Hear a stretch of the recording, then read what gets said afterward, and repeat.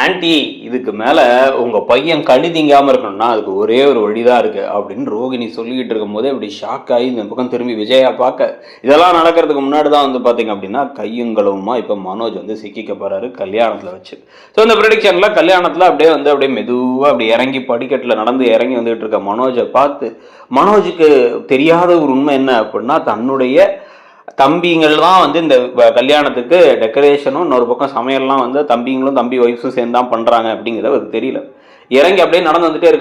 இருக்கும்போது இந்த பக்கம் முத்துவை பார்த்து நீயா அப்படின்னு ஒரு ஷாக்காக, இந்த பக்கம் திரும்பி பார்த்து ரவி ஸ்ருதியை பார்த்து நீங்களா அப்படின்னு ஷாக்காக, மீனாவை ஒரு பக்கம் பார்த்து ஐயோ அப்படின்னு யோசிச்சுக்கிட்டு இருக்கும் போது தான் இப்போ அவருக்கு அதை விட பெரிய இடி காத்துக்கிட்டு இருக்கு. உடனே வந்து டேய் மனோஜ், நீ என்னடா மனக்குளத்தில் வந்துக்கிட்டு இருக்க, என்னடா நடக்குதுங்க அப்படின்னு இந்த பக்கம் முத்து கேட்க, உடனே அவர் தான் எங்கள் மாப்பிள்ளைய உங்களுக்கு தெரியுமா அப்படின்னு அந்த தேவிகா கேட்டோடனே, மாப்பிள்ளையா அது என் அண்ணங்க அப்படின்னு ஐயோ அப்படின்னு அவங்க ஷாக் ஆகி திரும்பி பார்க்குறாங்க. திரும்பி பார்த்தோன்னா வந்து ஐயோ என்னங்க இப்படி பண்ணிட்டீங்க, ஊர்ல வேற கேட்டரிங் சர்வீஸ் வேற டெக்கரேஷனுக்கு ஆளா இல்ல, இவங்கள போய் கூப்பிட்டுருக்கீங்களேங்க அப்படின்னு மைண்ட் வாய்ஸ்ல இவர் நினைச்சிட்டு இருக்க. சந்தோஷ் ஐயோ இந்த இடத்த விட்டு நம்ம முதல்ல காலி ஆகணும் போலயே, இந்த நியூமராலஜிஸ்ட் இன்னைக்கு வாங்க போறோம் அப்படிங்கும் போதே வந்து ஒன்று கல்யாணமா என்னடா நினைச்சிட்டு இருக்க, யார்கிட்ட கேட்டா முடிவு எடுத்த, நாங்க வேணான்னு சொன்னதுக்கு அப்புறம் கல்யாணம் வேற பண்ணிக்கலாம் முடிவு எடுத்தியா அப்படின்ட்டு வேகமா ஃபோன் பண்றாங்க. ஃபோன் பண்ணி வந்து விஜயா கிட்டக்க முத்து ஒன்று வந்து, அம்மா இங்கே உங்கள் அன்பு புதல்வன் என்ன பண்ணுறான் தெரியுமா கோயிலுக்கு போகாமல் அப்படின்னா, என்னடா அவன் கல்யாணத்துக்காக நான் கோயிலுக்கு பூஜைக்கு போகணுன்னு, ஆனால் வந்து கல்யாணத்தை விட வந்து அவனுக்கு வேலை தான் முக்கியம்னு போயிருக்கான், என்ன அதில் என்ன அப்படின்னா, நீ அவனுக்கு கல்யாண வேலையாதாம்மா வந்திருக்கான், அவனுக்கு தான் நீ கல்யாணமாமே அப்படின்னு ஒன்று ஷாக் ஆயிடுறாங்க. விஜய் என்னடா சொல்கிற, விளாடுறியா அப்படின்னா, இல்லைம்மா அப்படின்ட்டு வந்து டக்குனு ஒரு பக்கம் திரும்புங்க தம்பி இது அப்படின்னு சொல்லிட்டு இந்த பக்கம் அப்படி மனோஜை திருப்பி மனோஜ் ஒரு ஃபோட்டோ எடுத்து அதை அப்படியே அனுப்பி விட்டுறாங்க. உடனே வந்து மனோஜ் இப்போ ஷாக் ஆகி இப்படி முழிச்சுக்கிட்டு இருக்கும் போதே, இப்போ டேய் நீங்கள்லாம் வருவீங்க நான் எதிர்பார்க்கலடா, நான் சொன்னா கேளுங்கடா, இந்த கல்யாணம் எனக்கு ரொம்ப முக்கியம்டா, இப்போ ரெஜிஸ்ட்ரேஷன்லாம் பண்ணதுக்கப்புறம் அவங்க பணம் கொடுப்பாங்க, நான் அதை வச்சு அந்த டிவோர்ஸையும் வாங்கிட்டு இந்த பொண்ணே கல்யாணம் பண்ணிக்கலான் இருக்கேன்டா அப்படின்னு சொல்லிக்கிட்டு இருக்க, பண்ணுவ அப்படின்னு ஒரு குரல் கேட்குது. இப்படி இப்போதான் டக்குன்னு இந்த பக்கம் திரும்பி பார்த்தா பொண்ணை அழைச்சிட்டு வராங்க. பொண்ணை வெளில கூப்பிட்டு வந்தா பொண்ணோட வந்து யார் வரான்னா மேக்கப் பண்ண ரோகிணி வராங்க. ரோகிணி இருக்கதை பார்த்தோன்னு மிச்சம் அத்தனை பேருமே ஷாக் ஆயிடுறாங்க. நீங்களான்னு எல்லாரும் ஷாக் ஆயிடுறாங்க. ஆனால் வந்து ரோகிணி இங்கே வருவாங்கங்கிறது இவங்க ரெண்டு பேருக்கும் தெரியும், மீனாவுக்கும் ஸ்ருதிக்கும். ஏன்னா இவங்க தான் அந்த ஆர்டரே பிடிச்சி கொடுத்தாங்க வேலை. அவங்க உடனே வந்து ஐயோ அப்படின்னு அவங்க முடிச்சு ஒருத்தர் பார்த்துக்கும் பொழுதே, நான் இங்கே ஒருத்தி குத்துக்கல்லாட்டம் இருக்கேன், இன்னும் என் கிட்டக்க நீ விவாகரத்தே வாங்காமலே இன்னொரு கல்யாணத்துக்கு ஏற்பாடு பண்ணி அந்த பொண்ணுக்கு என்னையே மேக்கப் பண்ண வச்சிருக்க, எப்படி ஒரு நெஞ்செழுத்த உனக்கு இருக்கணும் அப்படின்னு வந்து பேசிக்கிட்டு இருக்க. உடனே திருன்னு இப்போ மனோஜ் முழிச்சு, இல்லை ரோகிணி நான் அதுக்கு 5 லட்சம் கொடுக்கறதுக்காக தான் அப்படின்னா, அதுக்காக உடனே இன்னொரு கல்யாணத்தையே பண்ணி, அதாவது உடனே இன்னொரு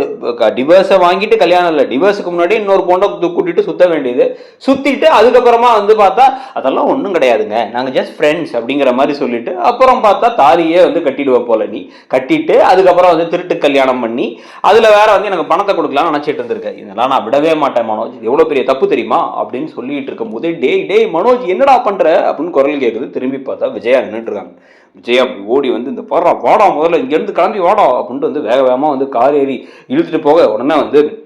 இவங்க கார்லேயே வந்து இப்போ முத்து டே காரடா இங்கே இருக்க வேணாடா அப்படின்னு கூட்டு வரும் போதே பின்னாடியே அந்த தேவிகா வேற கிளம்பி வராங்க. அவங்க ஏன் கிளம்பி வராங்கன்னு பார்த்தா அவங்களுக்கு பயம் அதிகமாகிடுச்சு. இதை வச்சு ஏதாவது பெரிய பிரச்சனையானா நம்ம பொண்ணு நம்ம மேலேயும் அது கேஸ் ஆகிடுமோ அப்படின்னு பயந்து அவங்க கிளம்பி ஓடி வர, இதுக்கிடையில தான் வந்து பார்த்தீங்கன்னா முத்து மீனா அத்தனை பேரும் கிளம்பி இங்கே வீட்டுக்குள்ளே நுழைஞ்ச உடனே வந்து, என்னடா உங்கள் அம்மா என்னவோ சொல்கிறா, நீ ஏதோ கல்யாணத்துக்கு போனேன்னு பார்த்தா உன் கல்யாணத்துக்கு தான் போனியாமே அப்படின்னு வந்து இந்த பக்கம் அண்ணாமலை கேட்கும் பொழுதே, இல்லைப்பா எனக்கு வேற வழி தெரிலப்பா அப்படின்னு சொல்லி இப்போ சமாளிச்சுட்டு இருக்காங்க. இந்த பக்கம் மனோஜ் உன்னை சொல்லும் பொழுதே, டேய் அதுக்காக அந்த பொண்ணுக்கு மனநலம் பாதிக்கப்பட்டிருக்கு, அந்த பொண்ணெல்லாம் ஒத்து வராது நான் சொன்னாலடா அப்படின்னாமா, மனநலத்தை பற்றிலாம் பேசணும் அவசியம் இல்லை, இவனே ஒரு கிறுக்கம் தான், இவன் பண்ணுற காரியத்துக்கெல்லாம் வந்து இவனை வந்து அந்த பொண்ணு எவ்வளோ மேல், அந்த பொண்ணுக்கு சின்னதாக ஏதோ வந்து ஒரு பிரச்சனை இருக்குது, அது கல்யாணம் அதுக்கப்புறம் சரியாயிடும் டாக்டர் சொல்லியிருக்காங்க. ஆனால் இவன் செய்கிற காரியத்தெல்லாம் யோசிங்க, இவனுக்கு எல்லாம் தெரியும், 7 டிகிரி முடிச்சிருக்கான்னு வாசலில் ஒட்டி வைக்கிங்க, ஆனால் விவாகரத்து வாங்காமல் ஒரு கல்யாணம் பண்ணால் அதனால என்ன ஆகும், எவ்வளோ பெரிய கேஸ் ஆகும்னு கூட இவனுக்கு தெரியல. இதில் வேற வந்து அது 10 லட்ச ரூபா கிடச்சிருச்சு, நான் வந்து கேட்டிருக்கேன் பிஸ்னஸ் ஃப்ரெண்ட்ஸை கேட்டிருக்கேன்னு இவன் சொன்ன போதே நினச்சேன் இவனுக்கு ஃப்ரெண்டே கிடையாதுன்ட்டு அப்படின்ட்டு வந்து இப்போ சொன்ன உடனே திருன்னு முழிச்சுக்கிட்டு இருக்காரு மனோஜ் முழிச்சுக்கிட்டு இருக்கும் போதே, ஏண்டா உன் புத்தி இப்படிலாம் போதுங்கும் போதே தேவிகா உள்ளார வராங்க. கொண்டு வந்தோடனே, மாப்பிள்ளை நீங்கள் இப்போதைக்கு இந்த கல்யாணம் வேணான்னு சொல்ல தான் நான் வந்தேன், இதனால தேவையெல்லாம் பிரச்சனை வரும் போல, நீங்கள் விவாகரத்து முதல்ல சைன் பண்ணி கிடைச்சப்புறமா அப்படிங்கும் போது, ஏமா யாருமா மாப்பிள்ளை அவன் ஏதோ தெரியாமல் ஒத்துக்கிட்டாமா, அதெல்லாம் ஒன்றும் வேணாம், உங்கள் பொண்ணு தான் எனக்கு வேணாமா எங்கள் பையனுக்கு அப்படின்னு வந்து இந்த பக்கம் விஜயா பேசிக்கிட்டு இருக்கும் போதே வந்து கையில் கேமரா ஓப்பன் பண்ணி மொபைலை வச்சுக்கிட்டே உள்ளார வராங்க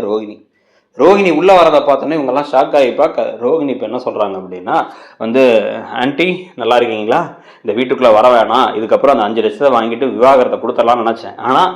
நான் இந்த வீட்டை விட்டு போகிறது அந்த ஆண்டவனுக்கே பொறுக்கல போல், அதனால தான் கரெக்டாக இதே கல்யாணத்துக்கு என்ன வந்து மேக்கப் போட அனுப்பி அதை வந்து திருட்டு கல்யாணத்தில் என்ன நடக்குதுங்கிறதெல்லாம் வந்து கையும் களவுமாக மாற்றுற மாதிரி சில விஷயம் நடந்துருச்சு. இப்போ ஒன்று தான், நான் அங்கேயுமே வந்து வீடியோ எடுத்துட்டேன், அங்கே பேசினது பண்ணது எல்லாத்தையும் எடுத்துட்டேன், இங்கேயுமே எல்லாத்தையும் வீடியோ எடுத்தாச்சு. நீங்கள் என்னென்ன பண்ணிகிட்டு இருக்கீங்க அப்படின்ட்டு. உங்கள் பையன் என்ன ஏமாற்றிட்டு இன்னொரு கல்யாணம் பண்ணுறதுக்கு ரெடியாகி மனக்கோலத்தில் வந்து இறங்கினார். விவாகரத்துன்னா எங்களுக்கு கிடைக்கவே இல்லை, உங்களாயிருக்கும் கால் பண்ணி கேட்டுருங்க, இது எவ்வளோ பெரிய குற்றம் அப்படின்னு மட்டும் கேட்டுருங்க. 7 வருஷம் ஜெயில் அப்படின்னு சொல்கிறாங்க.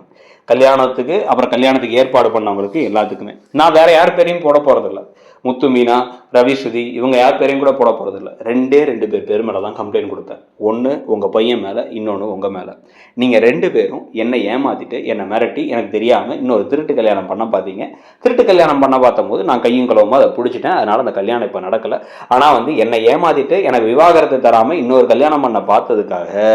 உங்கள் பையனும் நீங்களும் ஜெயிலுக்கு போகணும் அப்படிங்கிறது உங்களுக்கு ஓகேவா அப்படின்னா வந்து முழிக்க உங்கள் லாயருக்கு கால் பண்ணி மட்டும் கேளுங்களேன் இதுக்கு என்ன தண்டனைன்ட்டு அப்படிங்கும்போது இந்த பக்கம் மனோஜ் அப்படியே மெதுவாக ஃபோன் எடுத்து போய் அந்த லாயர்கிட்ட பேசினா, அந்த லாயர் கிருஷ்ணா, ஏன்னா மனோஜ் மடையானா நீங்கள் என்ன நினச்சிட்டு இருக்கீங்க உங்கள் மனசில், ஏன் இப்படி அவசரமாக தேவையில்லாமல் முடிவு எடுத்தீங்க, இந்த விஷயத்தை மட்டும் அந்த பொண்ணு கொண்டு போய் கேஸ் கொடுத்துச்சுன்னா உடனே அரெஸ்ட் பண்ணுவாங்க, அதுக்கப்புறம் என்ன நடக்குது இழுத்துட்டே போவோம்,